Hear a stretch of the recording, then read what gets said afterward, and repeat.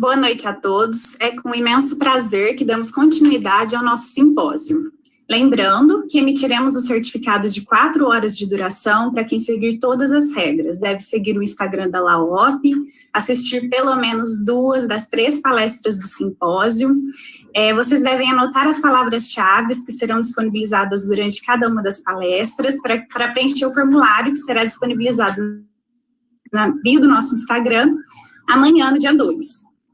Vocês devem colocar essas palavras nesse formulário.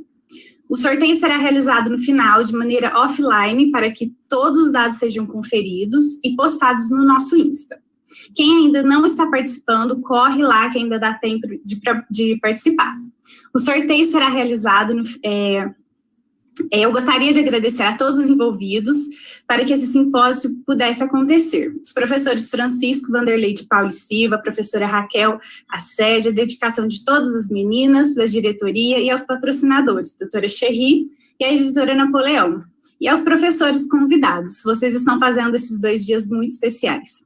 Eu passo a palavra agora para a mediadora da palestra, professora do Departamento Infantil da FORP, professora doutora Raquel Assede Bezerra Segato. Tenha uma ótima palestra. Obrigada, Leonora. Boa noite a todos. Pessoal, com muita alegria que eu participo desse evento. Eu queria parabenizar vocês, alunos, professor Francisco e a todos os envolvidos para que esse evento pudesse acontecer. Tá? É com muita alegria e muita honra que eu estou participando hoje. So, good evening, everyone. First of all, I want to thank you all the organizers from the Academic League of Pediatric Dentistry, LAOP, online symposium. I'm very happy and honored to be part of it. Also, I want to congratulate all the students and especially Professor Francisco for this amazing event. It's an honor for me again. So on the second day of this event, it's my honor and pleasure to introduce you my good friends, Dr. Da Fonseca and Dr. Kratunova. Our first speaker is Dr. Kratunova. Dr. Eveline Kratunova is Clinical Associated Professor at the Department of Pediatric Dentistry, University of Illinois at Chicago, and a diplomate of the American Board of Pediatric Dentistry.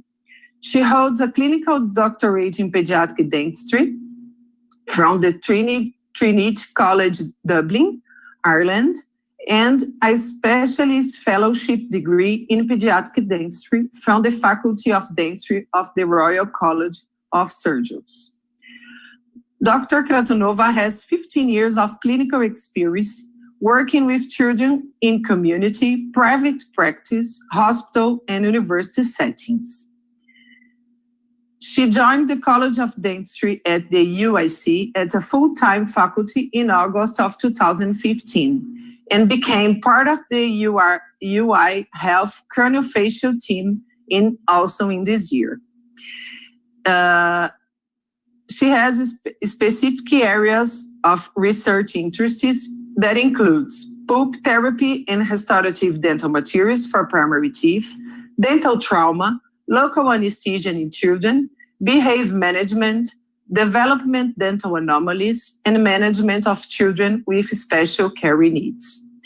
Thank you a lot, Dr. Kratunova, for this opportunity.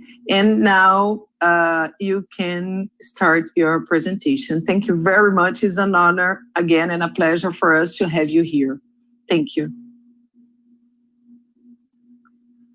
Thank you very much for the kind introduction, Raquel. And I'm going to start sharing my screen so I can start my presentation. Okay.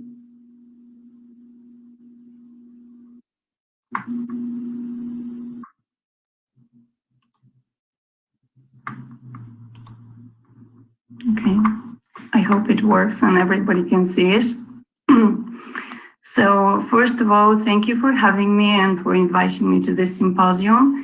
When I was briefed about it, there was no specific topic that was required for me to present. And I could choose from the variety of items or topics that we, basically discussed day to day in our clinical practice. So I chose to speak to you tonight about dental aspects of cerebral palsy. And one of the reasons for me choosing this topic is that cerebral palsy is the most common form of neuromuscular disability affecting children. And with the advancement nowadays in science and medicine, more and more individuals with CP live in community settings now instead of institutions. They have better clinical outcomes.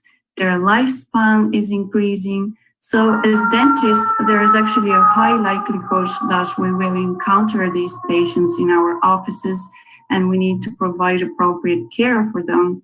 So it is very important for us to have good knowledge of that medical condition, to understand the oral health considerations that are specific for cerebral palsy, and also to know what are the differences in dental management that we need to acknowledge when we're taking care of these patients. So overall, dentists are responsible for providing a continuum of oral care, health care for this population from childhood until later in their life. So what is cerebral palsy, or CP to call it for short? This is a condition caused by damage to the brain, usually occurring before, during, or shortly after birth. The term cerebral palsy has two words. Cerebral refers to the cerebrum, which is the affected area of the brain, or most commonly affected, because as we will see in the presentation later, the cerebellum can also be affected. Palsy is another word that means a disorder of movement or posture. So CP is actually a central nervous system disorder of movement, coordination, and posture due to non-progressive abnormality or insult to the immature brain. I'll bring back a little bit of history. So it is believed that CP has affected mankind for as long as we have been around. And there's some earliest evidence that this condition existed all the way back to 15 to 14,000 years before Christ. The condition was first described by the English surgeon, Dr. William John Little, in 1843, but it wasn't until 40 years later when the Canadian physician, Dr. William Osler, coined the term cerebral palsy to this diagnostic entity. You well know that Sigmund Freud is the father of the contemporary psychoanalysis, but you may not know that he was the first doctor scientist to propose the idea that CP might result from abnormal fetal development. The American Academy of Cerebral Palsy was formed in 1947, and for many years our knowledge of this condition has evolved, and even the definition and classification has changed numerous times over the years. And the proof of that is that the last revision is only available since 2004, and it was proposed at the international workshop held in Maryland. We go back now to the definition. CP is an umbrella term. It actually describes a group of permanent disorders of movement and posture, causing activity limitations, otherwise physical impairment, which is attributed to non-progressive disturbances that occurred in the developing fetal or infant brain. The motor disorders are often accompanied also by disturbances of sensation, perception, cognition, communication, behavior. Those patients often have some comorbidities such as epilepsy and secondary musculoskeletal problems. What is the incidence? I already mentioned that CP is the most common motor disability in childhood. Interestingly, the incidence is quite constant throughout the world. It's estimated to be between 1 to 3 cases per 1,000 live births. However, if you have a child that is born with a weight varying between 1.5 to 2 kilograms, that incidence jumps to 6 per 1,000 live births. And if the child is born weighing less than 1.5 kilograms, then the incidence significantly increases to 60 per 1,000 live births. The incidence is slightly higher in males, is about 57% against 43% females. So there's more to CP. Many of these patients have comorbidities, and about 30% of them may have some mental disadvantage. About 20% will present also with epilepsy, having active seizures. Intellectual disability and not able to walk may have about 20% of the cases. Blindness will have about 11% of the cases. Something of note that is extremely common in this population is gastrointestinal disorders. About almost 90%, almost all patients will have some presentation of a gastrointestinal disorder, either GERD or dysphagia, aphasia. About 35% of those patients will have also some sensory deficits, like they may not be able to hear, or they may have some visual defects like strabismus. And more than 50% may have also speech disorders. So this is very important because their communication may be impaired, and the effective ways to communicate with these patients may have to be designed differently and altered from what usual practice is. Another point of note is that the disuse of their muscles can cause also abnormal limb posture and loss of motion. As a result of that, often they have joint contractures and some other joint abnormalities and dysfunctions. What is the etiology? In about 40 to 50% of the cases, the etiology can be identified. About another 50% of those cases are considered idiopathic because the actual reason for this happening cannot be identified. Very important with CP is the timing of the risk factors, and there are 3 groups of risk factors that are identified. The first group is prenatal risk factors.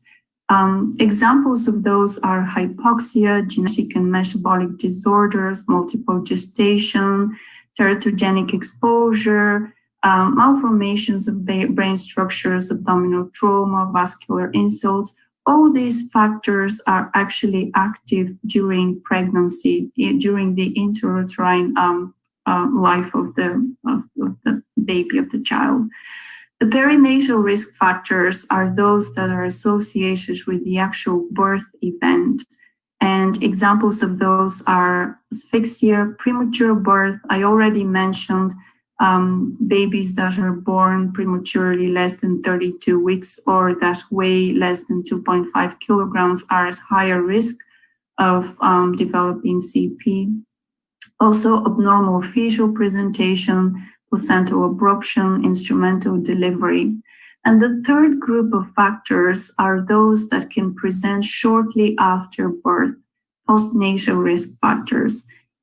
Examples are asphyxia, seizures in the postnatal period, cerebral infarction, meningitis, postnatal steroids, shaken baby syndrome, head injury, and others. So about 70% of CP cases can be actually attributed to prenatal factors, which is an important fact to note. And birth asphyxia is responsible for approximately 10% of all cases. Now let's look into the classification systems. The most commonly used and the most popular system is the one that actually describes the motor types. It is based on the types of movement impairments and reflects the areas of the brain that are actually damaged. So the first type is spastic.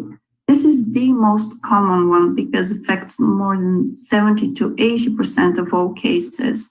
And it is associated with damage to the cerebral cortex. it actually presents as hypertonia of the muscles. So all muscles are stiff. They're just already kind of in a hypertonic, activity status. The second type is atheroid or dyskinetic type. This one is attributed to about 10 to 20% of all cases and presents with mixed muscle tone. So these patients may have both hypertonia and hypotonia. So the muscles may not be actually very toned, hypotonia, or it can be hypertone or spastic again. It could be in a status of contracture, almost permanent contracture. This type of CP is actually associated with damage to the basal ganglia. The third type is ataxic. It's actually associated with damage to the cerebellum, accounts for about 10% of all cases, and presents with hypotonia and tremors. So these individuals have affected motor abilities. They may not be able to write, type, or keep balance. And the more they concentrate on the voluntary movement, the more the tremors may become pronounced. And the fourth type is mixed, which presents as damage to multiple areas of the brain, accounts for about 10% of all cases, and these patients have mixed symptoms, both spasticity and dystonia. Another classification that is also quite popular is the topographical classification of CP, and basically describes the areas of the body that are affected. So monoplegia is if only one limb is involved, hemiplegia, involvement of one side of the body, paraplegia when both legs are involved only, diplegia when both legs and minimum involvement of both arms can be accounted for, and quadriplegia is when all four limbs are involved. The gross motor function classification is one of the newest one. It was introduced in 1997, but expanded and revised in 2007. The importance of it is because it actually classifies the gross motor function of these patients and has 5-point ordinal scale. So at level 1, the individual is able to walk without limitations. Level 2 walks with limitations. Level 3 needs to use a handheld mobility device. Level 4, when they have mobility device, but they can operate that themselves.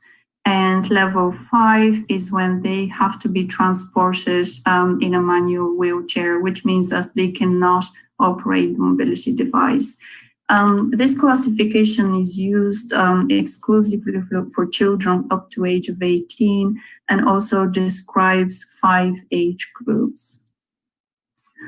Another classification of note is the International Classification of Functioning, which was developed by the World Health Organization in 2001. The importance of it is that it looks into the person's level of functioning as a dynamic interaction between their health condition, environmental, and personal factors. In other words, you may have two individuals which are affected in the same way by their health condition. However, other factors such as their environment, their family, or what other resources they're able to basically access can really make the level of functioning differ, and can really help them have much better participation in the society, and also stimulate their mental development.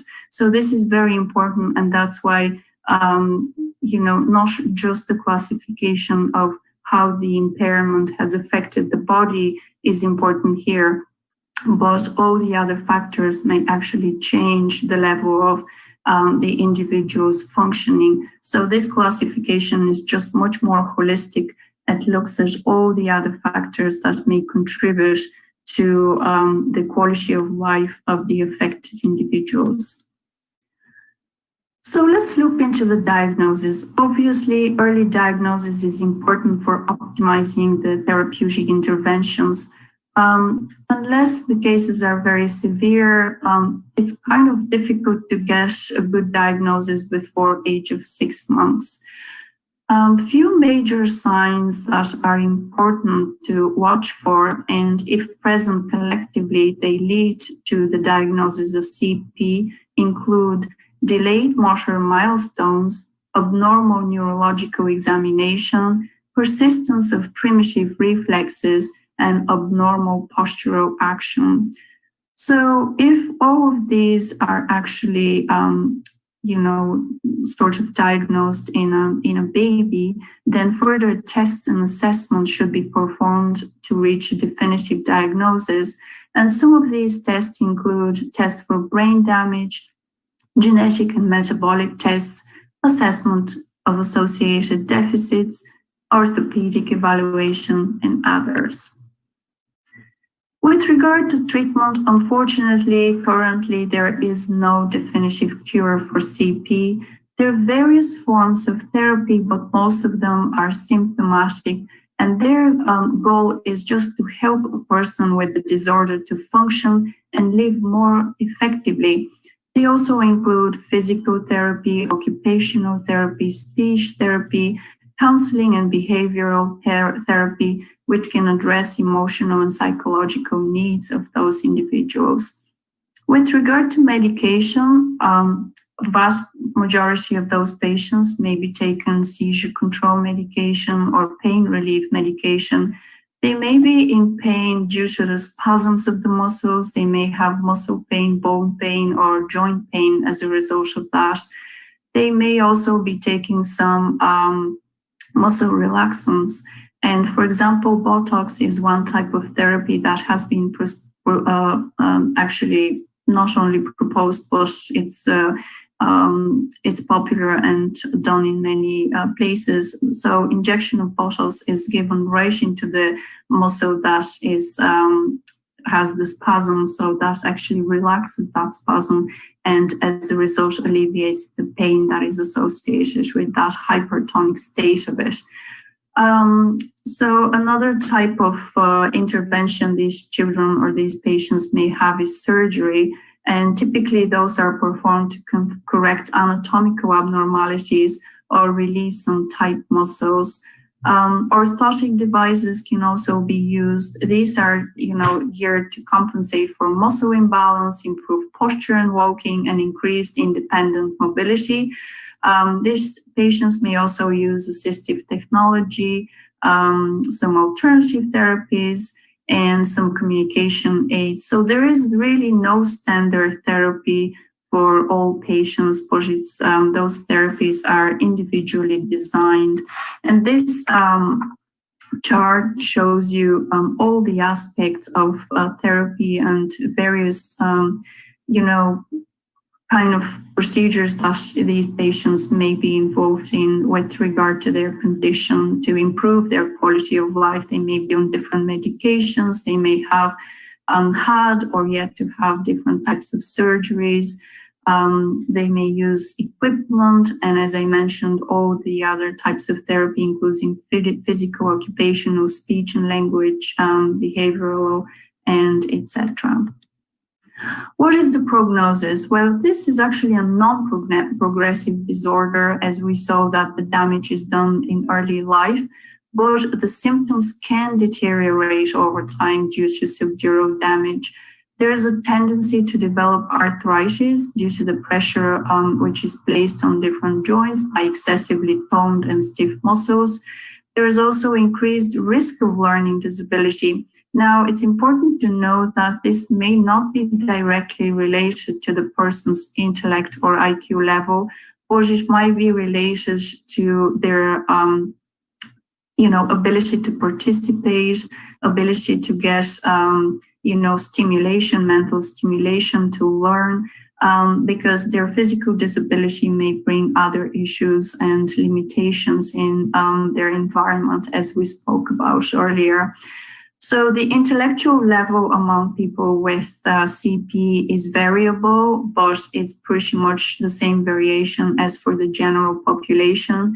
And their ability to live independently with CP varies also widely, and it's directly depending on the severity of their presentation of the disease. In the common case, CP patients should have normal life expectancy. Now let's look into some oral health considerations. What would be common finding in these patients? And the following slides are actually sourced from a lot of research studies, mostly done on these children, just to see what would be the prevalence and what would be the dental not directly manifestations, but some of those oral health features that we need to be more cognizant about and know to look for in these patients. So let's start with malocclusion. The prevalence in this population is estimated to be very high, about 60 to 90%. Most of the time, these children will present with class 2 of malocclusion with increased overjet and overbite. These patients also have 3 times greater chance to develop anterior open bite. Well, we already spoke about some of the factors that could present as risk factors, and you know that sometimes function follows anatomy, and due to the fact that they may have a lot of hypotonia in their muscles, the development of the skeletal development can also be altered. So other risk factors also include mouth breathing, lip incompetence, prolonged long face. Again, the hypotonia of the orofacial muscles can result in forward tongue posture, poor swallowing reflex, and mouth breathing.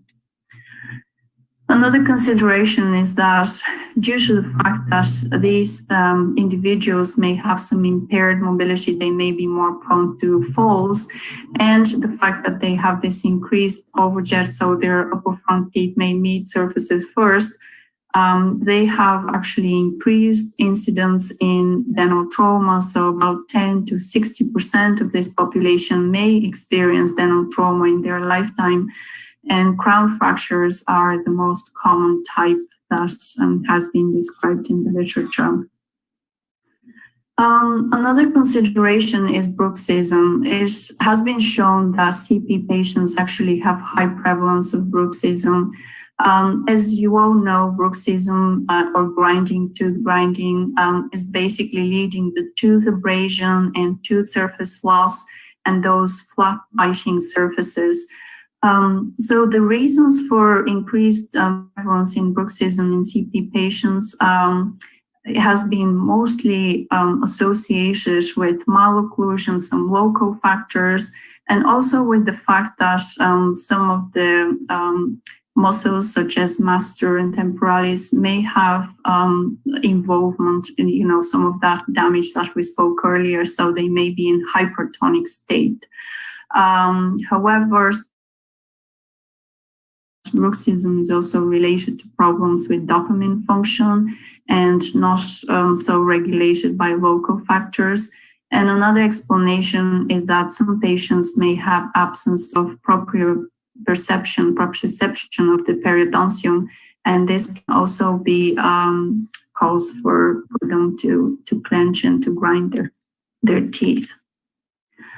Other oral habits that are typical for this population are pacifier sucking, finger sucking, habit of biting objects, and tongue interpositioning, tongue thrust, as you can see in the picture.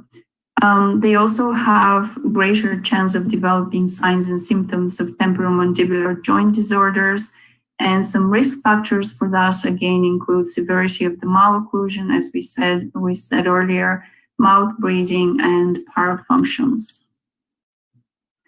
We all know that systemic upset during the periods of myelogenesis can lead to increased rates of enamel hypoplasia and hypomineralization. And as we saw that those are some of the etiological factors for CP, it's actually not surprising that many studies have shown increased prevalence of developmental enamel defects in CP patients. Another thing of note with regards to the de novo development is that CP patients can have a little bit delayed de novo development with regard to usual terms. De novo erosion is also common in CP patients, and it's generally mainly associated with the gastroesophageal reflux disease, or GERD. GERD is actually common in this population, as we saw earlier, due to hypotonia of the esophageal muscles. So as dentists, we have responsibility. If we see some early signs of erosion, it's important to, and particularly in patients that may not have been diagnosed yet with GERD, it's very important to recognize those and to provide early and timely referral to the physicians, so the disease can be put under control and erosion can be stopped before it causes irreversible damage to the dentition. This population, unfortunately, also has high incidence of dental caries. And as we know, dental caries is multifactorial disease that is caused by interaction of biological, economic, cultural, environmental, and social factors. But in this population, also some studies have shown that they have increased counts of Streptococcus mutans and Lactobacilli, which are actually the bacteria that are involved in the initial stages of the caries development, initiation of the process. These patients also have some other risk factors, for example, dietary consistency. They may eat most of the time soft food that can stick, on the tooth surfaces. They may have poor oral hygiene, mostly because they depend on other people to brush their teeth, may have lack manual dexterity to do that themselves. The oral motor function could be also deprived, so the effective cleansing of the food debris from the mouth may be also deprived. So some food particles may linger in their mouths for much longer periods of time. We saw that enamel defects may retain plaque and further cause that to progress into cavities. And some may be on medication for treatment of drooling that can cause dry mouth, and we all know that this is a risk factor for caries. So early rehabilitation and intervention and prevention are extremely important for this population. Furthermore, CP patients have also higher prevalence of gingivitis and hyperplastic gingivitis. The risk factors, again, are poor oral hygiene, mouth breathing. As you also know, some patients who have, we call them PEG-fed, or they have percutaneous endoscopic gastrostomy, and they're fed through it. So they may have increased tendency to accumulate large quantities of calculus. And these patients also are known to have hypersensitivity of their oral cavity due to the altered development of the sensory and motor skills. Sialorrhea, or drooling, is another common finding in this population. The prevalence is about between 10 and 60%. So drooling is actually the dysfunction in the coordination of the swallowing mechanism. So it's not because they produce more saliva, it's just because they cannot effectively swallow it. So the saliva pulls in the anterior parts of the mouth, and then basically it just starts drip dropping from the mouth and into the skin and causes all sorts of irritations and problems further on.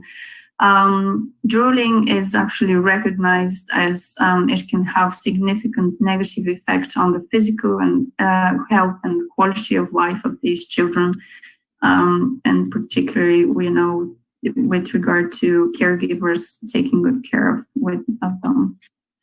So what should be the treatment of drooling? So few kind of avenues can be explored. Number one is behavior modification. So every time when the child needs to swallow, they could have biofeedback prompted by an auditory signal. They could be a drug therapy can also be used with anticholinergic and antihistamine drugs. And but also cautious should be exercised here because there are some side effects and drug-to-drug interactions to watch for. The other type of therapy is orofacial regulation therapy. Now, ultimately, acrylic removable appliances can be designed and they may have some beads or buttons. And the role of these accessories is that they can actually stimulate the muscles of the oral musculature, and by doing so, they can actually improve the tone because we're talking about hypotonic muscles. So by improving the tone, they can actually improve the swallowing mechanism and stop that drooling and retention of saliva in the mouth. And the last resource, and it can only be used if all other techniques are proven ineffective, is really surgery.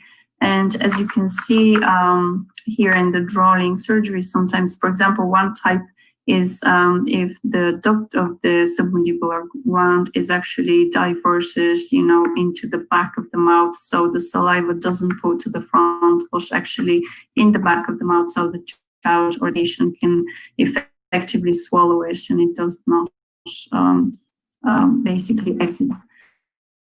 So let's look into dental management. So number one, a lot of these patients may be wheelchair users, so it's important dental premises, dental offices to have access for wheelchairs. Children with CP generally may be a little bit more nervous, apprehensive, anxious patients. They may have some difficulty in communication, as we spoke about that earlier. So they may have some auditory or speech impairments. So that's why it's very important to alter our way of communicating with them, so we can actually understand their needs better. They may have poor concentration, which is actually a typical aspect of the cerebral dysfunction, and some trivial things may distract their attention. They may have convulsions and take on medication to control them, so it's important to take a note of those. With regard to their posture, it's important to know that ataxic patients need to have the dental chair tipped well back to give stability and support, while the spastic and adenoid may need more manual support and control in the chair. Their ability to cooperate, can differ quite a lot. But if the patient is able to sit on the chair and have the dentistry done, they could be treated in the same way as any other patient. So again, always take detailed medical history, avoid making some assumptions about the child's physical and mental impairments. As we saw, some of these patients may have completely normal IQ, so do not underestimate before knowing the full details. Further consultation with the patient's physician is always very important because we need to basically learn more specific details about the patient on the chair that we treat to treat them safely, evaluate patient's personal characteristics, symptoms, and behavior, explain to the patient what will happen at the appropriate level of their understanding, maintain calm, friendly, and professional atmosphere. If the patient uses wheelchair, you can consider treating them in the wheelchair. And there are some devices that many practices, many offices now have that can actually tilt appropriately the wheelchair so it can be used as a dental chair. Furthermore, always stabilize their heads, keep patients' back slightly elevated to minimize difficulties in swallowing, allow for natural positioning of the body. Do not push if they have, as we saw some of the patients that have hypertonia, if you try to extend their extremities, they may experience pain. Some other patients that have involuntary movements may have to be immobilized, to be able to undergo successfully and effectively dental treatment and safely, most of all. Introduce stimuli slowly to prevent gagging, work efficiently to prevent fatigue. If patient has difficulty swallowing, very important to use high volume suction and rubber dam isolation to prevent any aspiration. And here's some effective, useful tools. Always try to use rubber dam isolation. It's just, it's safer for the patient, not just even for the isolation of the teeth that we're treating, and prevents aspiration. High volume suction is very important. So you can see this is actually a mold that can pop open the mouth and the child can rest on those so effectively, and you can complete your work. And also some other examples of mouth props. As we saw, these children have high risk of caries, so rigorous prevention is the key to better oral health. So always reinforce good oral hygiene. Sometimes modified toothbrushes may be used. An example of that in Dr. Barman's brush. You can see it's kind of 3 sizes and comes in different sizes and angulation to provide almost 360-degree brushing of the tooth and of all sides, and this way, just with one movement to make the oral hygiene more effective. Also, electric toothbrushes can be used with these patients, especially if they have some impairments with dexterity to reach all the areas of the mouth to clean effectively all the surfaces. Diets should be non-cariogenic. Regular dental recalls with fluoride varnish applications are very important. And always consider higher concentration fluoride toothpaste for those older patients that may be at high caries risk, high risk of cavities.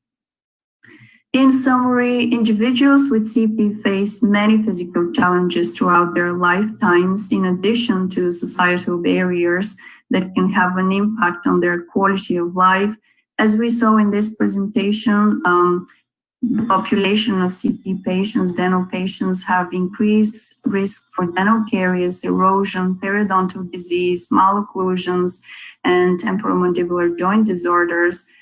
So as dentists, it's very important for us to recognize all those risk factors and to basically design our management with regard to the medical considerations and also those behavior challenges that may be more specific in this patient population.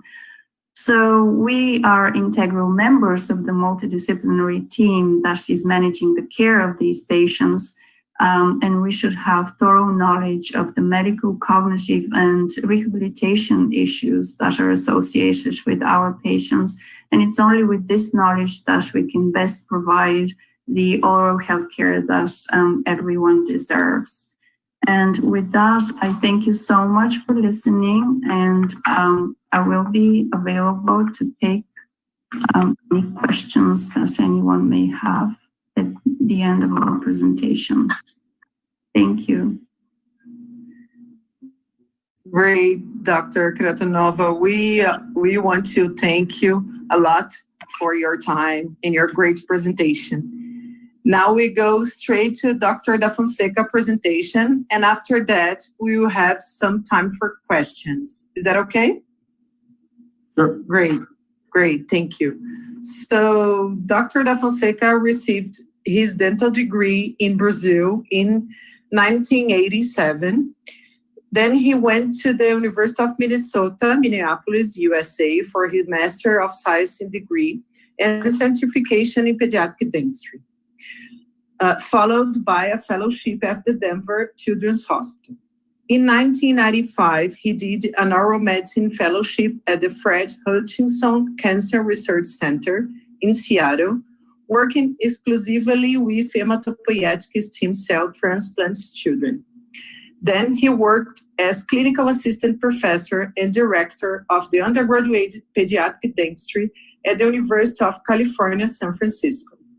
After that, between 1997 to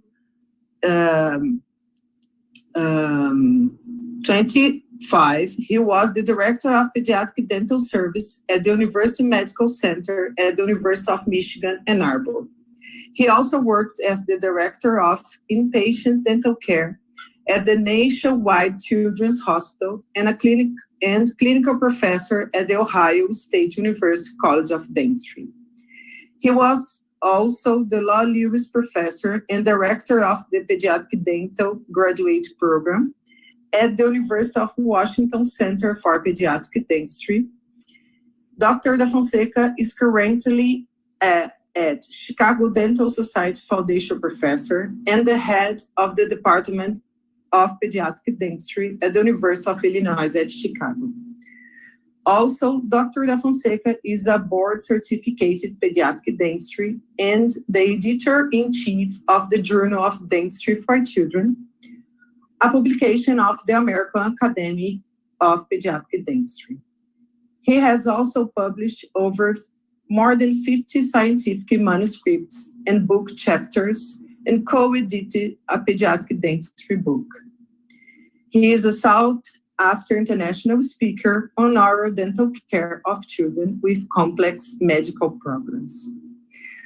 Dr. Da Fonseca, thank you again for your time and for this great opportunity to hear you and to learn with you. Thank you a lot. Ok, thank you, Raquel. Deixa eu ver se eu consigo share my screen here. Okay. No, hold on.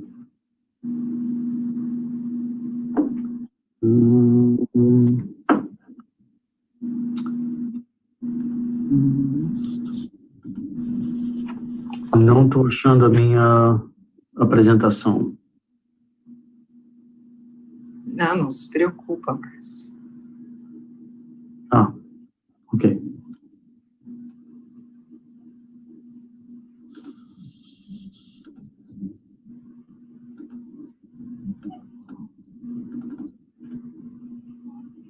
Vocês conseguem ver?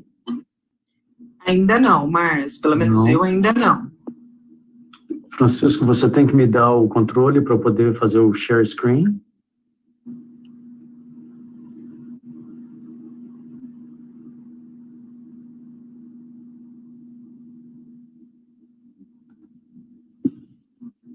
Letícia ou Luana, por favor.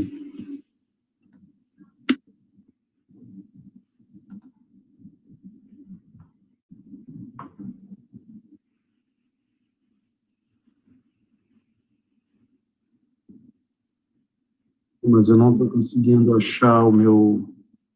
Eu vejo o meu screen, mas não vejo a minha apresentação.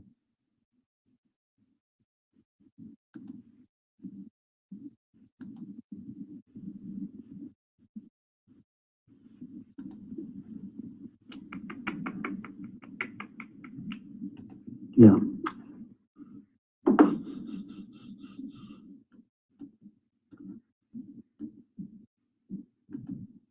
Letícia, eu não estou conseguindo achar.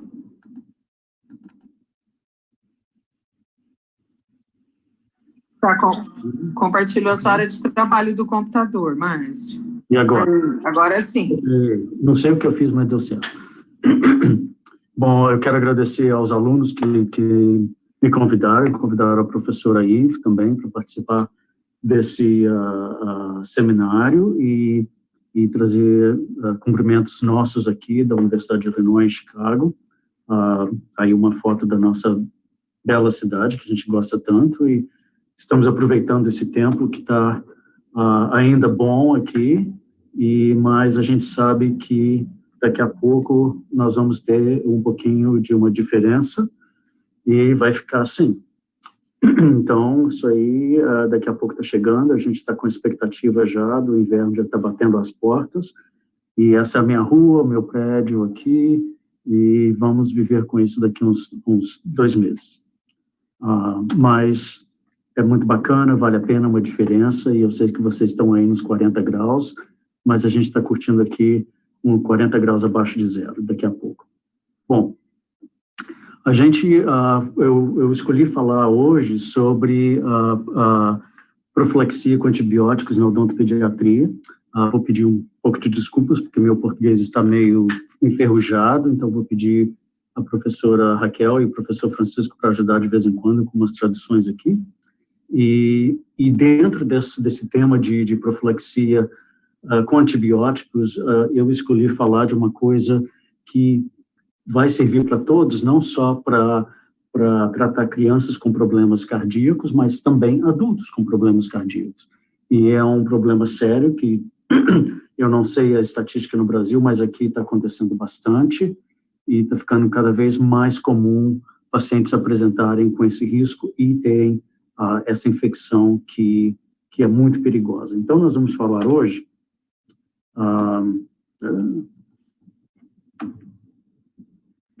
vamos falar o que é essa infecção, a incidência, como que a incidência em crianças também, como acontece, qual a microbiologia, quais são as bactérias e os micro-organismos responsáveis por causar essa infecção, as manifestações clínicas, o diagnóstico, como tratar essa infecção, que não é para a gente tratar, mas pelo menos para vocês terem uma ideia de como é complexo o tratamento, como é perigoso e como é difícil de tratar, e como a gente faz a prevenção dessa infecção dentro do nosso trabalho odontológico, porque vocês vão ver que pode ter, a gente não tem muita evidência científica, eu vou falar daqui a pouco sobre isso,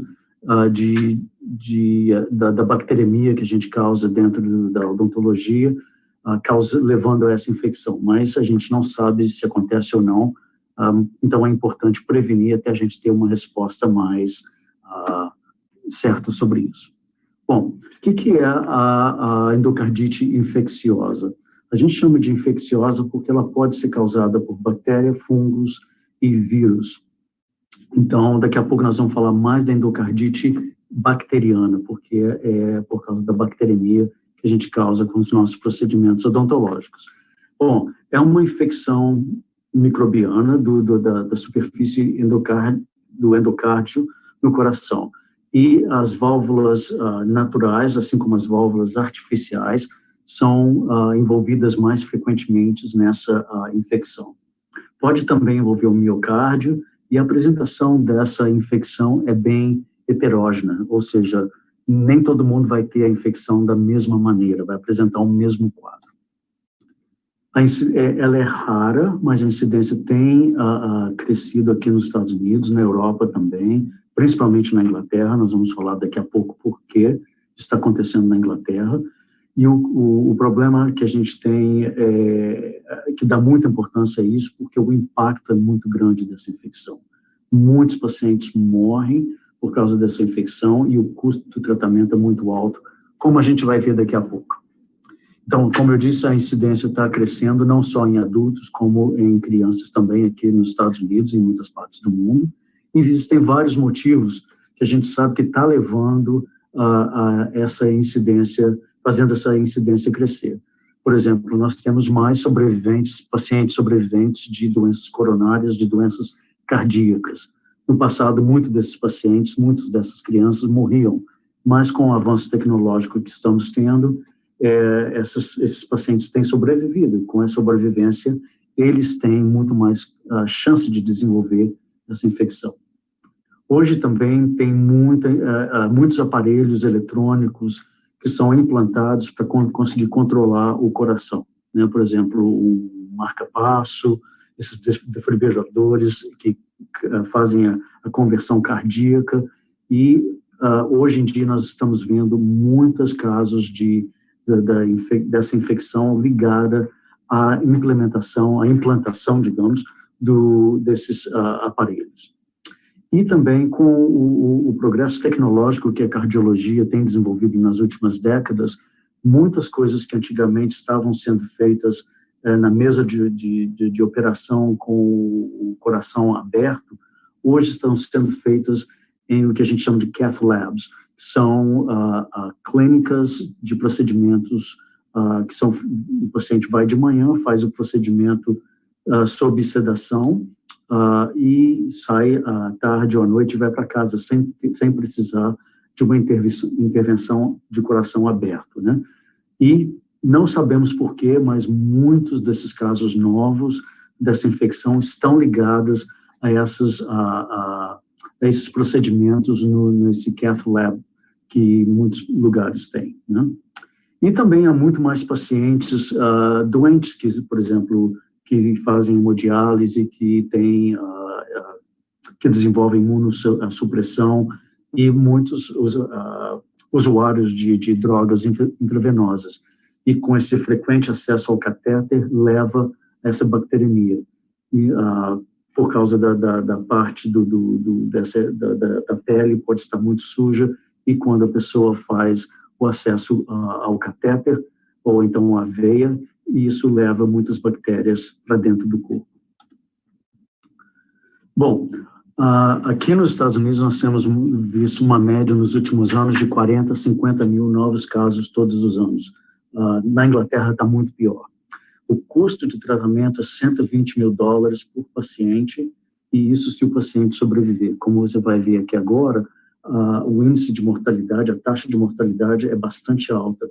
20% dos pacientes morrem dentro dos 30 primeiros dias após o diagnóstico. E os pacientes que têm problemas de saúde, como câncer, problemas renais, diabetes ou outras coisas, 31% deles têm mais possibilidade de desenvolver o problema e morrer, comparado com 20% de outras pessoas que não têm problemas de saúde no fim de um ano.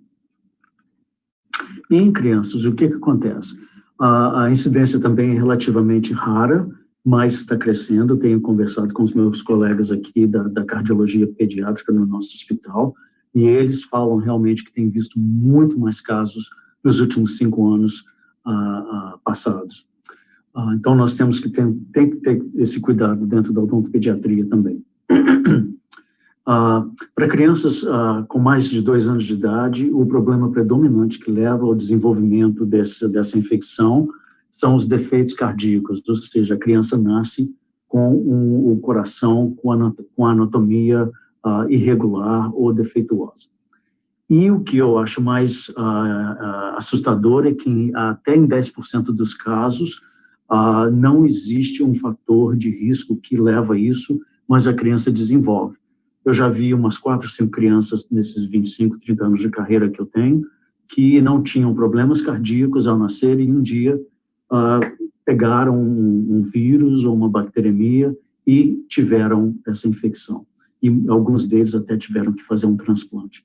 Então, não é só a criança que tem problema cardíaco ou defeito cardíaco, pode acontecer também com criança saudável. Bom, como que acontece essa infecção?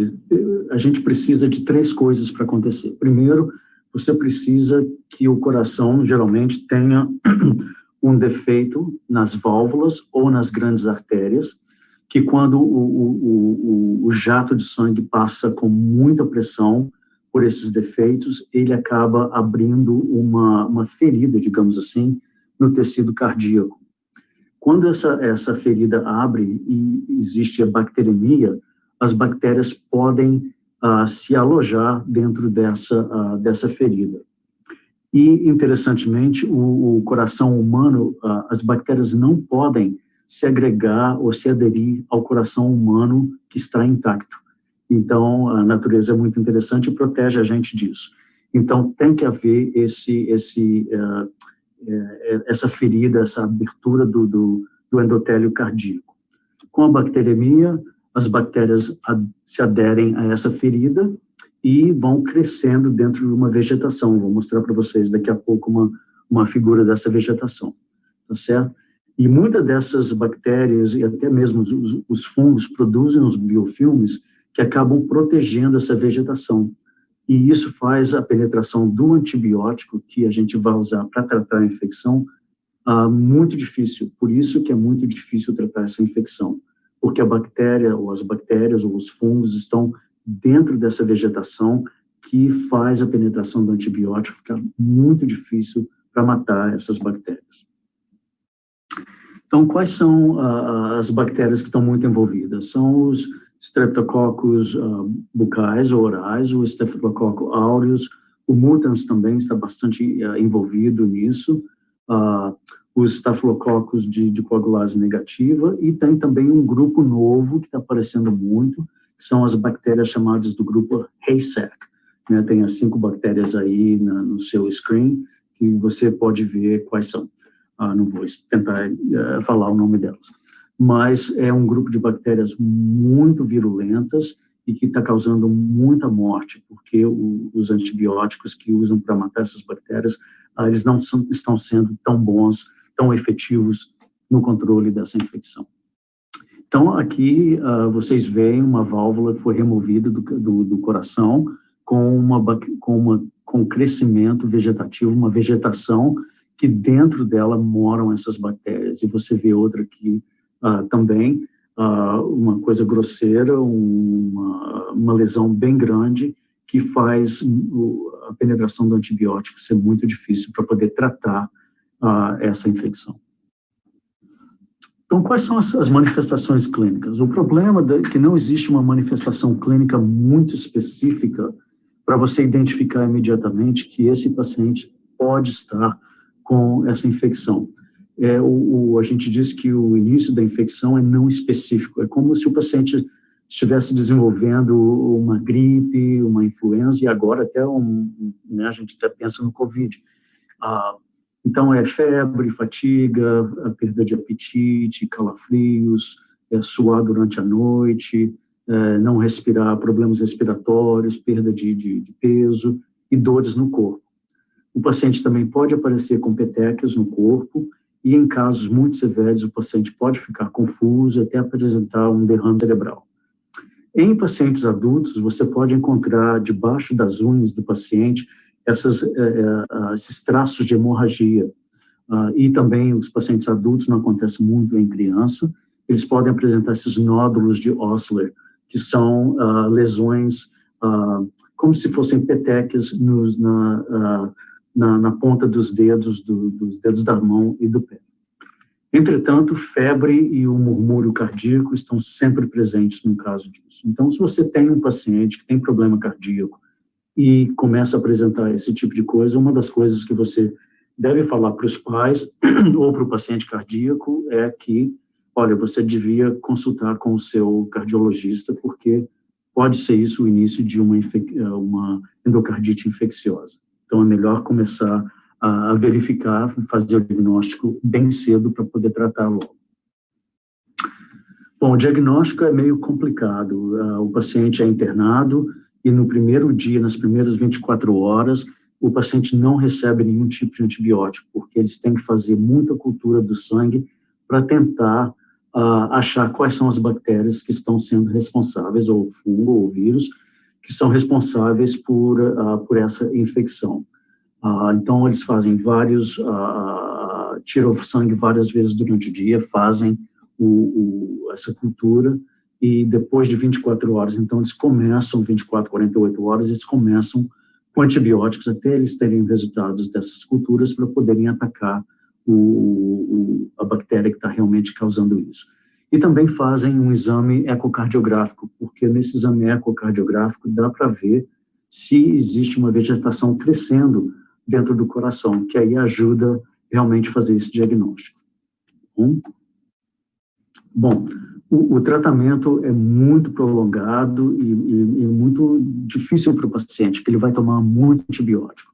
Então, ele começa com muito antibiótico logo após o diagnóstico, e depois do primeiro dia que a cultura do sangue do paciente se torna negativa, a partir daí, por 2 a 6 semanas, ele vai tomar mais antibióticos intravenosos ainda, para conseguir controlar o resto dessa infecção, tá certo? E muitos agentes, muitos antibióticos com capacidade sinergística, né, vão ser usados para poder atacar todo tipo de bactéria que podem estar causando essa infecção. Aqueles pacientes que têm um risco muito alto de desenvolver isso, esses são os pacientes que, claro, têm muito mais propensão a morrer. Então, esses pacientes geralmente são levados para uma cirurgia bem cedo no processo, porque eles têm alto risco de eventos embólicos eles têm alto risco também de ter uma infecção que não se pode controlar, porque eles são de alto risco, e também tem a possibilidade de ter problemas do coração ou de válvula, que continuam a crescer rapidamente, e no fim eles podem até levar a um transplante de coração. Então, quanto mais cedo fizer a cirurgia para remover essa vegetação do coração desses pacientes de alto risco, melhor para o paciente, melhora o prognóstico do paciente. Bom, muitos de vocês devem estar pensando, o que tem a ver com isso que eu sou na minha prática odontológica? Bom, a gente pensa, não existe uma evidência científica boa ainda, que a bacteremia que a gente causa durante uma limpeza dentária, uma raspagem, ou processos que vão lidar com a gengiva, ou uma biópsia, podem causar uma bacteremia que pode levar ao desenvolvimento dessa endocardite infecciosa. Então, nós temos que ter muito cuidado para prevenir até a gente saber se realmente existem problemas ou não com a bacteremia causada por procedimentos odontológicos. Bom, então existem duas perguntas que os pesquisadores se fazem, que a gente se faz. Primeiro, esses procedimentos odontológicos realmente levam ao desenvolvimento ou predispõem o paciente a ter essa endocardite? E se existe essa possibilidade, dando antibiótico para o paciente antes de uma intervenção odontológica, realmente previne a endocardite? A gente não tem boas respostas para isso ainda. Mas até a gente ter essas respostas, a gente precisa fazer essa profilaxia para poder tentar prevenir no caso de ser realmente um risco. Um problema que também a gente tem é que não existe prova que esses antibióticos vão prevenir essa infecção 100% dessas infecções, tá certo? Então, essas medidas que a gente faz, elas têm 60 anos, 6 décadas que a gente está fazendo, mas não existem bons estudos que provem ou desprovam essas teorias. O problema de fazer um bom estudo com isso são as limitações éticas. A gente não pode, eticamente falando, ter um controle, um grupo de controle que a gente não vai dar o antibiótico versus um grupo de controle que precisa do antibiótico que a gente vai dar. Então, é impossível, não existe um comitê de ética que vai aprovar esse tipo de estudo. E a maioria dos estudos que a gente vê também, eu vou mostrar alguns para vocês aqui para frente, o problema maior é que não existe dados microbiológicos para identificar esses micro-organismos, se eles são realmente de origem bucal ou não, tá certo? Então, muitos dos estudos que a gente vê, dos casos, dos case reports que a gente vê na literatura, eles falam, o paciente desenvolveu essa infecção hoje, mas é porque ele foi ao dentista 2 anos atrás. Bom, é impossível, né, você falar isso. Então, leiam com cuidado a literatura para vocês saberem se é um bom estudo ou não, tá certo?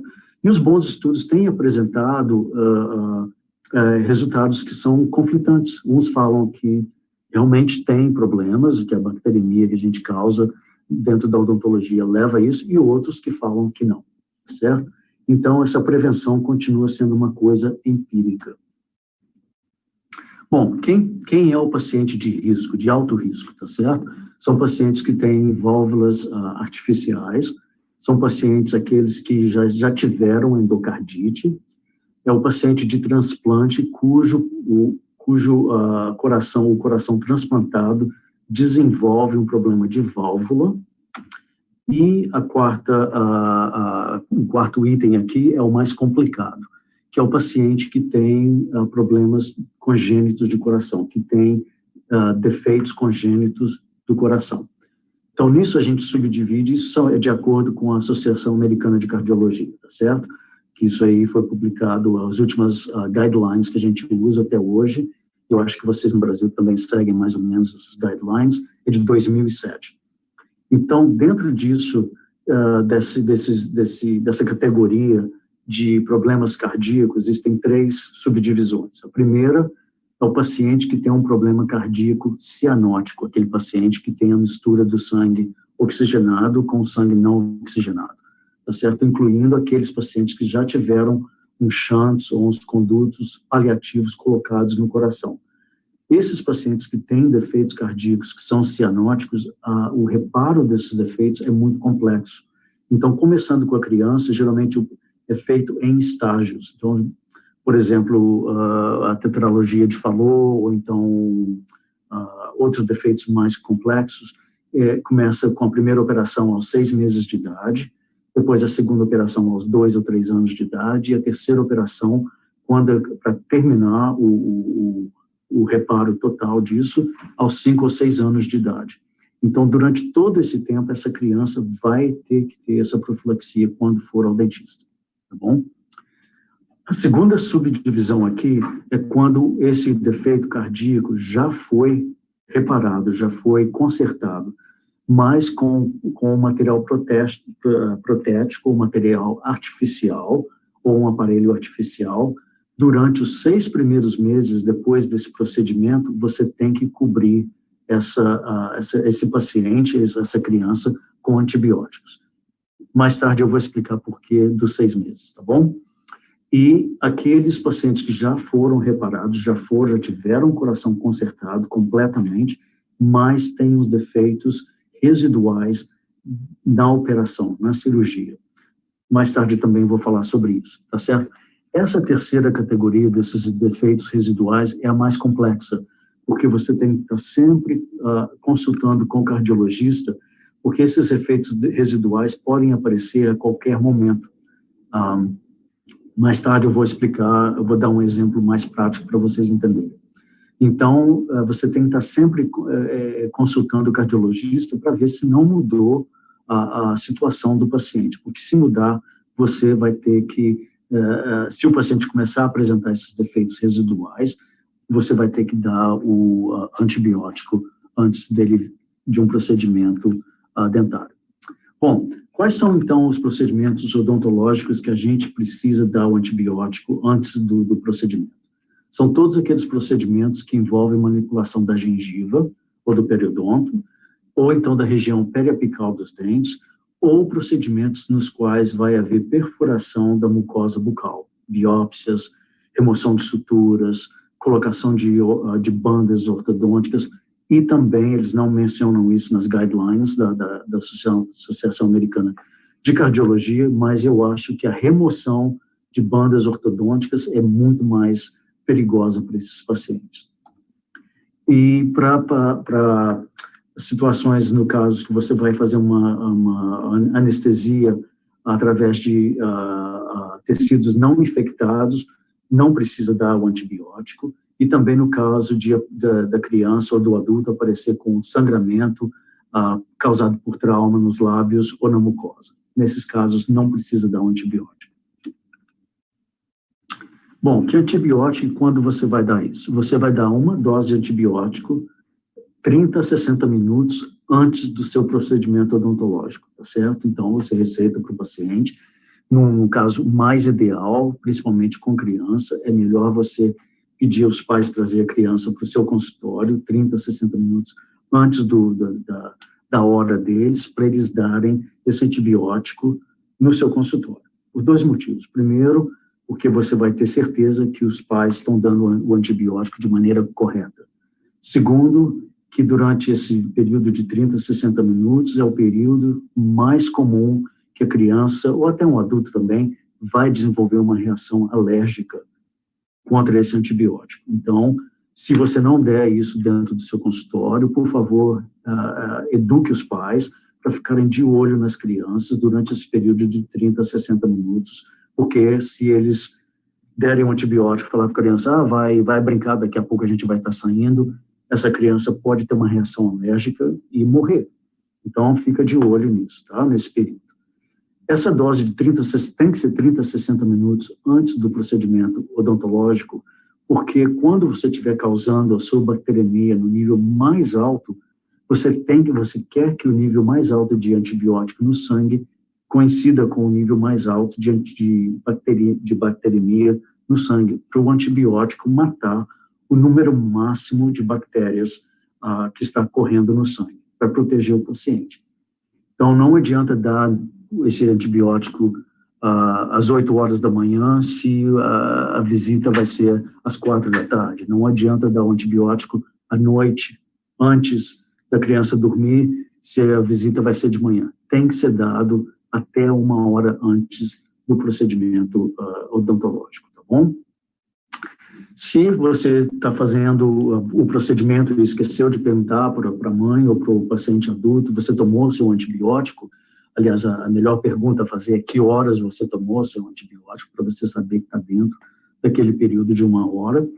Então, se os pais falam, eu esqueci, ou dei ontem à noite, então você pode dar o antibiótico até 2 horas depois do procedimento. Então, você pode terminar o seu procedimento e, se você tiver antibiótico dentro do consultório, pode dar para a criança ou passar uma receita para os pais irem comprar esse antibiótico na farmácia imediatamente. Depois de 2 horas, não faz efeito nenhum. Até o período de 2 horas não vai ter um efeito tão bom quanto for de 30 a 60 minutos antes, tá bom? Para aqueles pacientes que já estão tomando um antibiótico, é melhor você dar uma classe diferente de antibióticos, tá? Em vez de aumentar a dose. Então, por exemplo, muita criança tem otite média e elas estão tomando amoxicilina, geralmente. Então, eu vejo muito pediatra falando, dobra a dose de amoxicilina. Não façam isso porque não vai cobrir todas as bactérias orais que a gente está precisando, tá bom? E essa criança já está tomando bastante amoxicilina, ela já pode estar ficando resistente. Então, tem que ser um antibiótico diferente. Agora, outra coisa que você pode fazer também, se os pais dizem para você que ela só toma amoxicilina, então, espera terminar esse curso de amoxicilina e 10 dias depois você pode prescrever um novo curso de amoxicilina, uma nova dose de amoxicilina para essa criança vir ao consultório. Então, faz isso durante 10 dias, tá bom? Bom, o que você prescreve? Então, pelas indicações da Academia Americana de Cardiologia, o Standard of Care, né, é a amoxicilina, 50 miligramas por quilo, oral, 30 a 60 minutos durante o procedimento, e você nunca ultrapassa a dose máxima para adultos. No caso da amoxicilina, são 2 gramas de amoxicilina para adulto. Então, se você tem um paciente, digamos, de 10 anos que é obeso, você faz a conta lá e dá 2,5 gramas, você só dá 2 gramas, tá bom? No caso do paciente, você está numa situação que o paciente não pode tomar oralmente, você pode dar ampicilina, que é a forma intravenosa ou intramuscular da amoxicilina, também 30 a 60 minutos, sempre 30 a 60 minutos. Se o paciente é alérgico à penicilina, você pode dar uma clindamicina, e aí a dose é diferente, veja bem, é 20 miligramas por quilo, oralmente, ou então intravenoso, 30 a 60 minutos, o máximo aqui é 600 miligramas. Ou então, você pode dar uma cefalexina, 50 miligramas por quilo, também oral, mas a dose máxima aqui é 1 grama, não 2 gramas, tá bom? Bom, o problema da clindamicina é muito grande. A clindamicina, primeiro, o gosto é terrível, a criança não gosta de tomar clindamicina porque tem realmente um gosto muito amargo, e ela também pode causar muitos outros problemas. Ela dá muita reação alérgica e também causa um problema de estômago muito sério que pode até matar a criança. A Associação Americana de Cardiologia está preparando novas guidelines para esse ano, devem sair esse ano ou o ano que vem, e o que eu acho que eles vão tirar a clindamicina por causa dos problemas que ela está causando em todo o mundo, tá bom? Então, isso aí é standard, é fácil de prescrever, certo? Bom,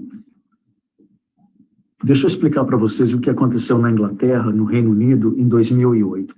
Esse NICE é o Instituto Nacional de Saúde e de Excelência em Saúde da Inglaterra, do Reino Unido. Eles são burocratas, eles não são pesquisadores. Então, eles estão sempre olhando como é um sistema socializado de medicina, eles querem sempre cortar os custos. Então, eles olharam na literatura e resolveram um dia, em 2008, falar, olha, não existe evidência nenhuma que esse antibiótico que os dentistas estão prescrevendo estão sendo eficientes ou efetivos no combate a essa infecção. Então, vamos lançar uma política aqui de que dentista não precisa mais fazer essa profilaxia com antibiótico para paciente cardíaco de alto risco. Então, a maioria dos dentistas na Inglaterra pararam de prescrever. Bom, isso em março de 2008. Bom, vamos ver o que aconteceu, então. Desculpa, eu passei errado. Em 2015, esses autores fizeram um estudo e eles viram que houve uma queda de 88% nas receitas de antibióticos profiláticos para a situação de endocardite pelos dentistas. Então, caiu bastante, tá certo? Bom, e o que aconteceu então? Em março de 2013, quando eles estavam fazendo esse estudo, eles viram um aumento significativo, 35 casos novos de endocardite bacteriana por mês, ou seja, 419 casos novos por ano. E eu acabei de ver agora na literatura, antes de fazer essa apresentação, eu dei uma pesquisada, saiu um novo artigo falando que no ano de 2018 a 2019, houve um aumento de 86% nos casos de endocardite bacteriana na Inglaterra, tá certo? O problema é que não existe dados microbiológicos para confirmar se esses casos realmente são de origem oral. E eles estão fazendo agora, eu sei que eles estão fazendo uma pesquisa agora, que vão tentar fazer esses dados microbiológicos, e isso aí vai ajudar a gente a responder essa pergunta. Então, o caso está ficando assim, existe realmente, é uma coincidência muito grande, eles não conseguem explicar o porquê desse aumento tão grande nesses casos de endocardite bacteriana no Reino Unido. Então, fica aquela coisa, vamos fazer ou não vamos fazer? Então, até a gente ter a solução do problema, é melhor a gente prescrever a amoxicilina ou a clindamicina para tentar prevenir esses casos até a gente ter a resposta final. Bom, uma das coisas que as pessoas, que os profissionais que são contra prescrever, fazer essa prescrição porque não há evidência, é o risco de problemas colaterais. Então, por exemplo, esses autores também foram ver quantos problemas colaterais ocorreram por causa dessa dose única de amoxicilina ou clindamicina para esses pacientes cardíacos, tá certo? Então, eles chegaram às seguintes conclusões, que se você der uma dose única de amoxicilina, existe um número muito baixo, 2 por ano, de problemas, de reações adversas com isso, uma alergia ou uma coisa assim. E não houve casos de morte causados pela essa dose única de amoxicilina. Ou seja, a conclusão é que a amoxicilina é muito segura para esse tipo de coisa. No caso da clindamicina, existe um risco maior, mas também não tão gritante assim, tá certo? Então, houve 2 vezes mais casos de efeitos adversos do que a amoxicilina. Houve uma morte a cada 3 anos por causa dessa dose única de clindamicina. E também concluíram que, apesar de tudo, apesar de uma morte a cada 3 anos, que não é uma coisa legal, mas é uma droga, é um antibiótico relativamente seguro para se dar para esses pacientes. Então, a conclusão deles é que vale a pena dar, o dentista deve dar essa dose única de amoxicilina ou até mesmo a clindamicina para aqueles pacientes cardíacos de alto risco ou de risco moderado, tá bom? Existem esses efeitos clínicos que são bons para o paciente, tentando proteger o paciente dessa infecção que é muito difícil de tratar. Então, olha só, para aqueles que existe um grupo que é contra esses antibióticos, existe um grupo que é a favor. Então, a Sociedade Europeia de Cardiologia recomenda que os dentistas deem essa dose de antibiótico. E a recomendação deles é muito similar à da Associação Americana de Cardiologia. Então, se você seguir a Associação Americana de Cardiologia ou a Associação Europeia de Cardiologia, você dando o antibiótico para o paciente pode resultar em 7 reações alérgicas por ano, no máximo, tá? Incluindo uma morte pela clindamicina, como a gente já viu, a cada 3 anos, tá certo? Mas se você restringir a amoxicilina, você vai ter somente 2 reações alérgicas por ano, sem ter nenhuma morte. Se você seguir a linha, a política desse grupo da NICE no UK, que o dentista não deve dar, não vale a pena dar o antibiótico, isso pode resultar em mais 419 casos extras a mais por ano, incluindo 66 mortes. Então, vale a pena, a conclusão desses autores é que vale a pena dar o antibiótico para esses pacientes, porque evita mais mortes e evita esse custo muito grande, 120 mil dólares por paciente, com o risco do paciente não se recuperar dessa infecção, tá bom? Então, o que a gente precisa fazer? Na Inglaterra, aqui nos Estados Unidos, a gente está dando, normalmente, seguindo as linhas, a política da Associação Americana de Cardiologia. Mas eu acho que vai mudar um pouco por causa disso. Na Inglaterra, o que eles estão fazendo é o seguinte, eles fazem a estratificação por risco. Então, estratifica o risco do paciente. É um paciente cardíaco de alto risco? Então, dá. Estratifica o risco do procedimento odontológico. É um procedimento odontológico que vai causar muita bacteremia? Sim, então dá. Então, no fim das contas, o que eles estão fazendo, os dentistas lá estão fazendo, é oferecendo ao paciente a profilaxia com antibiótico e discutindo de uma maneira, como a gente faz o consentimento informado, né, e explicando os riscos e os benefícios, explicando que a evidência científica é fraca no momento, em termos do benefício, e reafirmando ao paciente que o risco de desenvolver essa infecção após o procedimento odontológico ainda é muito baixo. E o paciente vai decidir ou não se ele quer, ou o pai vai decidir para a criança se ele quer ou não esse antibiótico, tá certo? Então, eles estão fazendo isso na Inglaterra e vamos ver se eles vão mudar isso daqui a um tempo, quando provarem se isso realmente, se a bacteremia é de origem bucal ou não. Mas aqui nos Estados Unidos a gente está fazendo para todo mundo, seguindo a política, os guidelines da Associação Americana de Cardiologia. Tá? Então, a parte mais importante que a gente acha disso, e a associação aqui diz muito, é educar esses pacientes cardíacos, os pais de crianças com problemas cardíacos, que é muito importante prevenir contra a cárie. Porque se prevenir contra a cárie, você não vai ter que fazer essa prescrição de antibióticos e ficar com medo da criança desenvolver essa infecção. Então, uma boa higiene bucal, pelo menos uma visita ao dentista, pelo menos uma vez por ano, idealmente 2 vezes por ano, fazer um controle de infecção rapidamente, se a criança aparece com abscesso, cuidar desse abscesso rapidamente, se a criança tiver uma ferida na pele, cuidar dessa ferida imediatamente, desencorajar os pacientes contra a tatuagem, contra o piercing, contra o uso de drogas intravenosas, discutir, educá-los contra os sinais e os sintomas da infecção, e sempre consultando com o cardiologista e sempre documentando em escrito o que o cardiologista disse, o que os pais preferem fazer ou não, certo?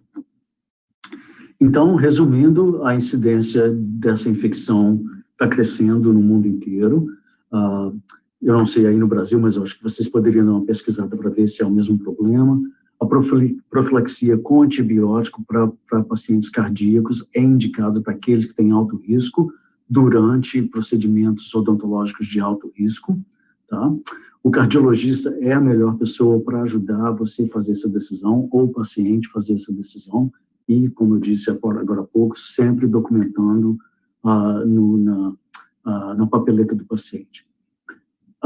O paciente faz a decisão final, se ele vai tomar ou não, o pai faz essa decisão final, e novamente, uma documentação com consentimento informado, sempre educando o paciente com relação à higienização bucal, à visita odontológica, tratamento de infecções imediatamente, e evitar os piercings, as tatuagens e o uso de drogas intravenosas. Certo?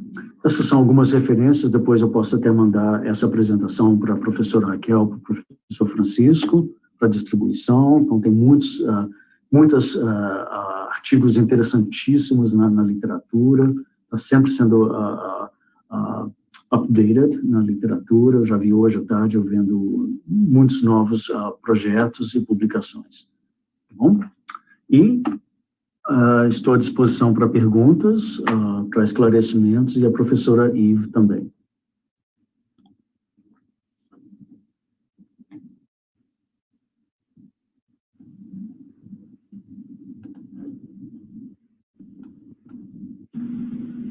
Você vai poder ver.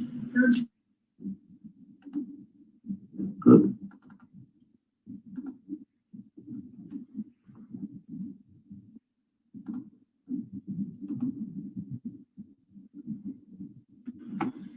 Alguma pergunta? Obrigada, Márcio. Foi ótimo, foi maravilhosa a apresentação. Nós temos algumas perguntas, nós vamos dividir algumas para você e algumas para a Yves, tá bom? Claro. So we already have some questions, and we will go first with Dr. Kratunova. The first question is related to the COVID-19 pandemic. Dr. Kratunova, can you hear me? Yes, I can hear you. Thank you. Okay, great. So the first question is for you.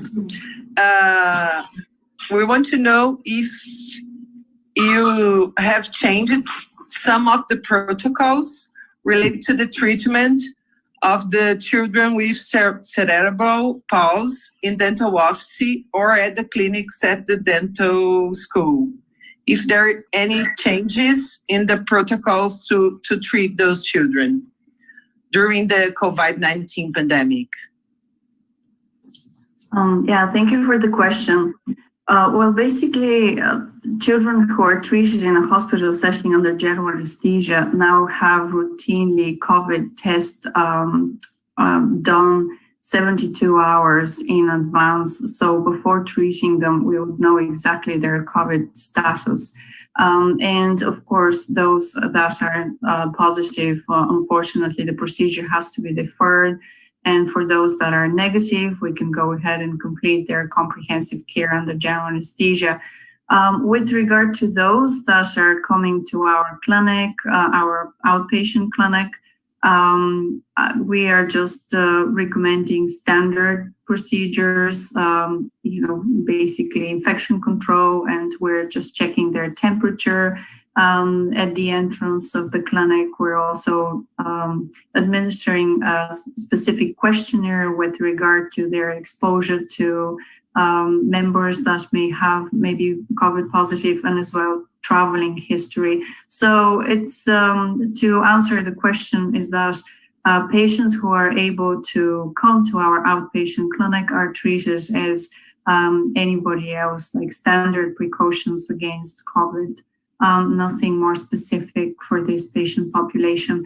However, I understand the concern having a child or let's say a pediatric patient in our case, but in the general case, even adult patient with being medically compromised and special care needs, those patients may be more vulnerable in acquiring infections. So we're very cognitive about it, and we're just trying to do everything possible to prevent that.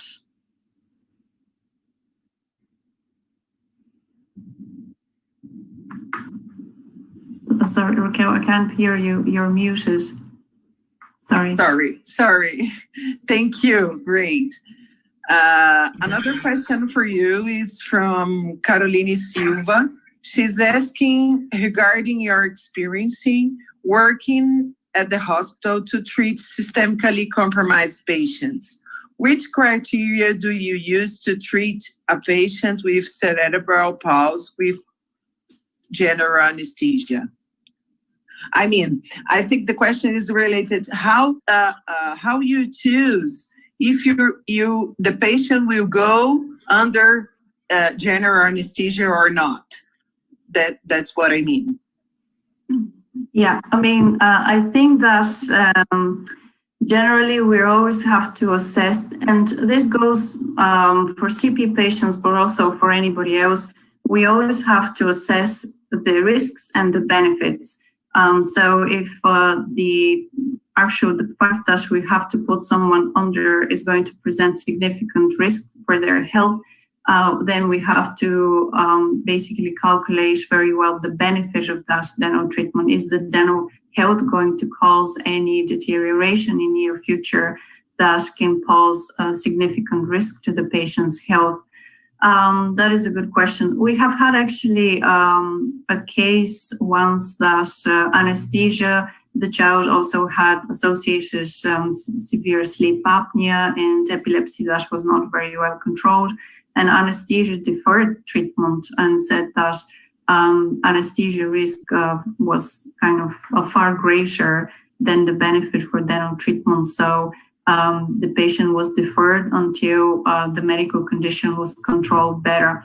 But that question is very good because I think that lights on the need for us to be part of that multidisciplinary team and always consult, other healthcare professionals, everyone else who's actually involved in the care of these patients, and gather as much information as possible for that specific patient, for their condition, for the risks that are associated with it.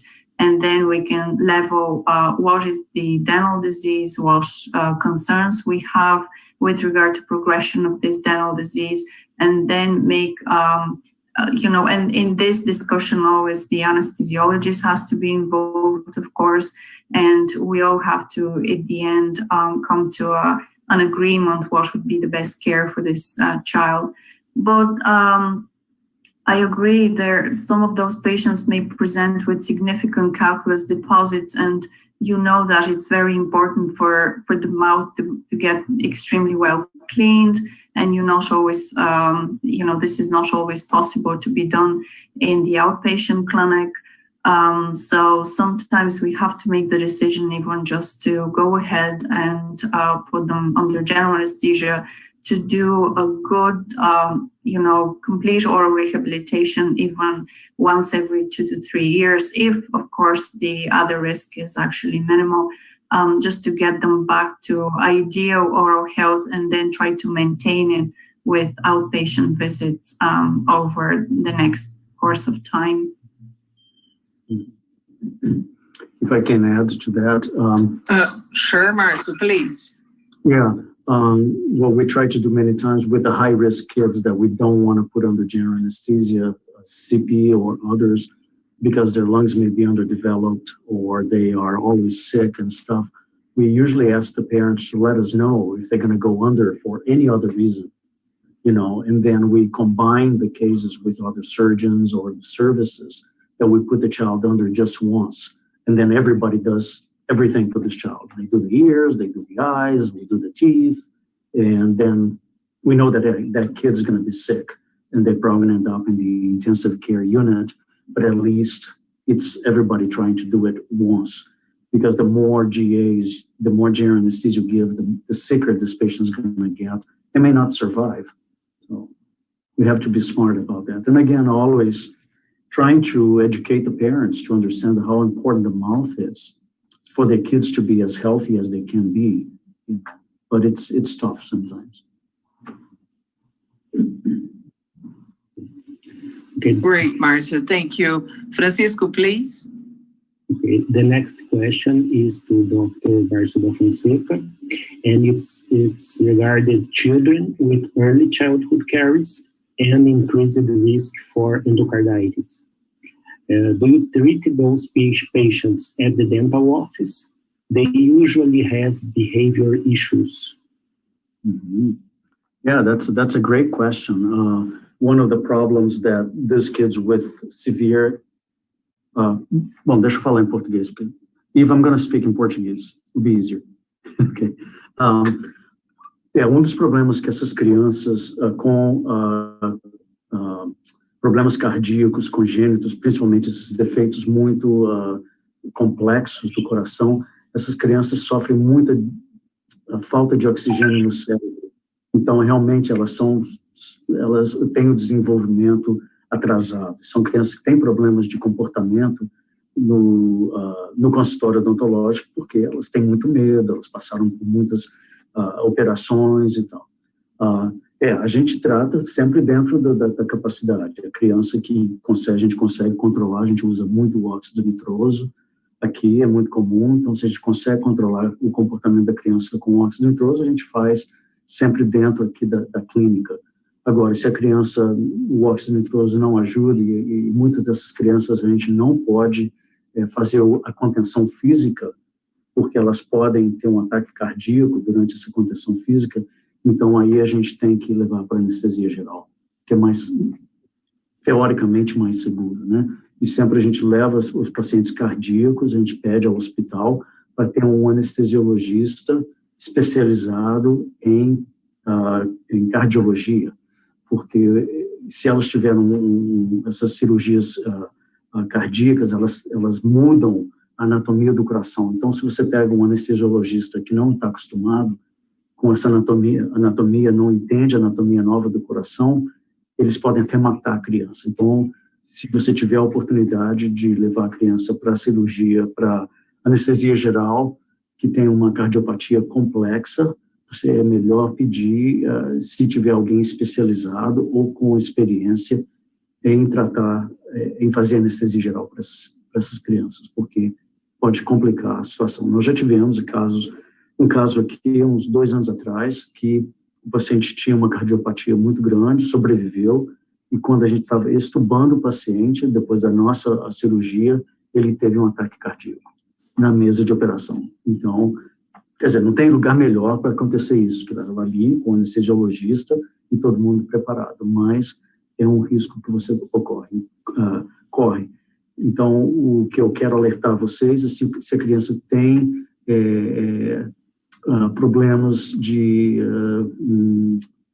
problemas físicos, a criança não pode fazer exercício físico, ou não pode correr porque se cansa muito rapidamente, essa criança não é uma criança que você deve fazer contenção física no consultório, porque ela pode ter um ataque cardíaco. Certo? Muito obrigado, Márcio. Nada. Acho que a Raquel agora vai fazer mais uma pergunta.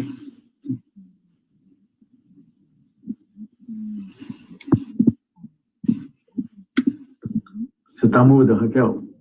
Alternativa.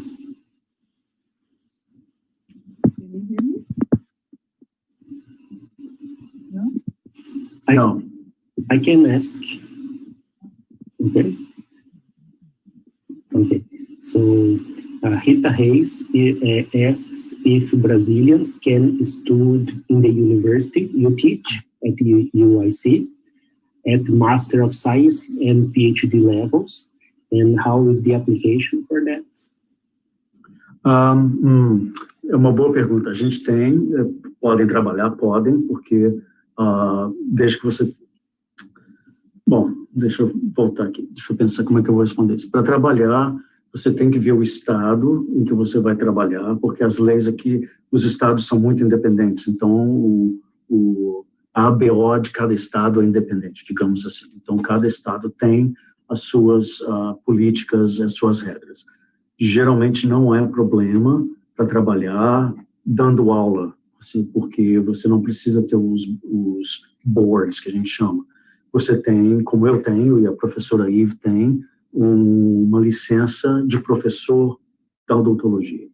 Mas a gente só pode praticar odontologia dentro da faculdade ou em clínicas que são associadas com a nossa universidade. Então, por exemplo, a professora Yves estava hoje trabalhando num outro hospital que não pertence à universidade, mas que é associado com a gente. Então, você pode fazer isso.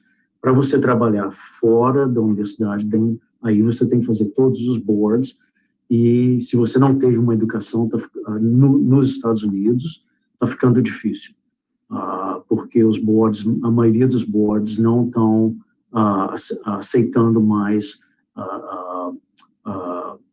diplomas estrangeiros. Você tem que voltar para a faculdade aqui nos Estados Unidos, fazer um curso de 2 ou 3 anos, não precisa fazer os 4 anos, que aqui são 4 anos, 2 anos e meio, aqui na faculdade tem um curso para estrangeiros de 2 anos e meio, e aí você pode passar a fazer os boards, se passar, você vai para a clínica particular, privada, né? E tem muitos brasileiros aqui que fazem isso. Agora, para fazer o mestrado, o doutorado aqui, é um pouquinho diferente. Nós temos estudantes estrangeiros aqui no nosso programa de residência, funciona de maneira diferente daí do Brasil. O programa de residência aqui, de especialização, é muito intenso de clínica, tá? E ao mesmo tempo aqui no nosso, então é todo dia durante 2 anos, né? Aí no Brasil geralmente é part-time, né? Aqui é todo dia, então os nossos residentes estão na clínica todo dia, é muito, muito intenso. E eles aqui no nosso programa, eles saem com mestrado em ciências, então em cima disso ainda tem que fazer o mestrado, então eles trabalham pra caramba, né? Então isso é diferente. Você pode se aplicar, o problema, o custo é muito alto. Se você não tiver uma bolsa de estudos do seu governo, uma bolsa de estudos, ou se você é rico e tem dinheiro, tá ótimo. Mas o custo aqui na nossa faculdade para um aluno estrangeiro é de $110 mil por ano. Então, 2 anos, $220 mil, mais o custo de moradia. Se você vem com uma bolsa do seu país ou de alguma instituição, isso a bolsa vai cobrir, tá certo? Você não pode entrar, a gente aqui na UIC, a gente só aceita com bolsa, ou se você tem dinheiro e resolve que vai pagar, tudo bem. Mas, assim, os nossos residentes são pagos pelo governo americano, mas o residente que vem do estrangeiro não pode receber dinheiro do governo federal, porque eles não são cidadãos. Mas se você tem a cidadania americana como estrangeiro, você pode receber o salário que o governo americano paga para o residente, que é um bom salário até. Certo? E para o doutorado, a gente já teve várias pessoas, tivemos foi a Carolina que veio fazer doutorado de sanduíche com a gente aqui, e teve mais gente, tem muita gente da USP de São Paulo que vem, de outras faculdades, vem muita gente fazendo o doutorado sanduíche aqui. Então, tem oportunidade, sim. Well, we have some questions, but at this time we are going to finish, and then we can send them by email for you, and then get back to people who asked it. Okay?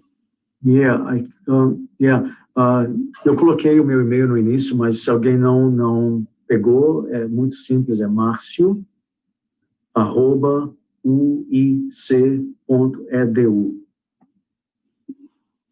Tá bom? Mas fiquem à vontade, se tiverem a oportunidade de vir a Chicago, a gente gosta sempre de receber as pessoas aqui e mostrar o trabalho que a gente faz, que é um pouco diferente do que vocês fazem aí no Brasil, e na nossa website tem mais informações também, e os professores, é claro, podem vir a hora que quiser, fazer um estágio com a gente, ou simplesmente vir aqui e hang out com a gente, né? A gente gosta também, e vocês são sempre bem-vindos. Muito obrigado. So, we would like to thank you very Francisco. much. Yes. I can hear you, Raquel. Eu posso escutar você, Raquel. Me desculpa, vocês...